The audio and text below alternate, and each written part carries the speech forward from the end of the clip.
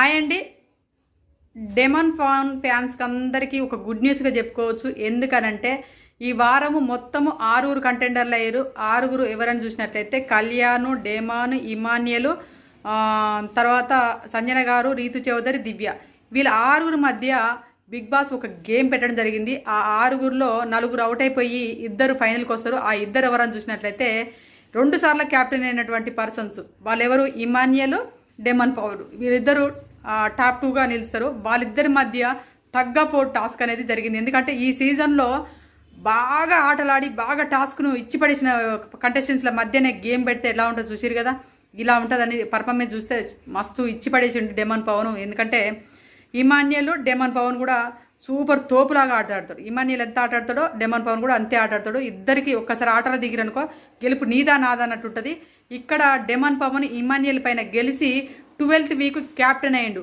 12th week captain అయ్యిందంటే direct ఇతనికి top 5కి వెళ్ళేంత వెల్యువేషన్స్ అనేది ఈ వారం రాబోతుంది. అతని ఫ్యాన్స్ పండుగ చేసుకోవచ్చు. ఎందుకంటే నిన్న మన దాకా ఒక నెగిటివిటీ ఉంది. ఏంటంటే గొంతు పట్టిండు, పిసికిండు, కొట్టబోయిండు అని చెప్పేసి ఆయనను తొక్కుతున్నటువంటి పిఆర్లకు, కొంతమంది కళ్యాణ్ పిఆర్లు ఉన్నారు కదా, వాళ్ళకు ఎదురు నిలబడి వీరుల్లాగా నిలబడి ఈరోజు డెమన్ పవన్ అనే పర్సన్కి వెల్యువేషన్స్ రాకపోవడం వల్ల ఈరోజు అతను టాప్ 5లో ఒక నెంబర్ 1 పొజిషన్కి రాలేకపోయింది. కానీ ఈరోజు జరిగినటువంటి టాస్క్లో అంటే మనకు రేపు వస్తుంది, రేపు చూపిస్తారు. ఈరోజు జరిగినటువంటి మనకు రేపే వస్తుంది. అంటే ఈరోజు జరిగిపోయింది కానీ మనకు ఒక డిలే అవుతుంది కదా, షో అనేది ఒక రోజు డిలే అయ్యి వస్తుంటుంది కాబట్టి మనకు రేపు కనపడుతుంది, రేపు లైవ్లో కనపడుతుంది.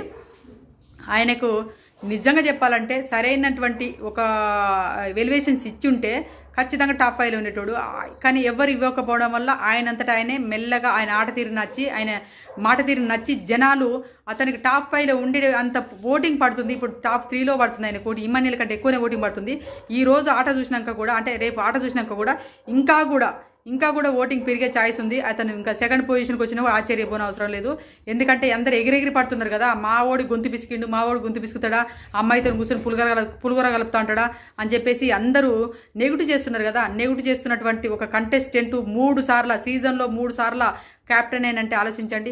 ఏ సీజన్నే తిరగరాసిండు. ఏ సీజన్లో కూడా 3 సార్ల క్యాప్టెన్ అయినటువంటి కంటెస్టెంట్స్ లేరు. డెమన్ పవన్ పేరైతే ఈ బిగ్ బాస్ చరిత్రలోనే రాసి పెట్టాల్సి వస్తుందేమో అని నేను అనుకుంటున్నాను. ఎందుకంటే అంత టఫెస్ట్ కంటెస్టెంట్ ఎవరైనా చూసినట్లయితే డెమన్ పవన్గా చెప్పుకోవచ్చు. నాకైతే చాలా హ్యాపీగా ఉంది. మీరు కూడా హ్యాపీగా ఉన్నారని అనుకుంటున్నాను. డెమన్ పవన్ విన్నర్ అవ్వడంపై మీ అభిప్రాయం ఏంది కామెంట్ చేయండి. డెమన్ పవన్ క్యాప్టెన్ అయ్యిండని కొంతమంది ఫ్యాన్స్ ఇక ఎలా తీసుకుంటారో తలకాయలు ఎక్కడ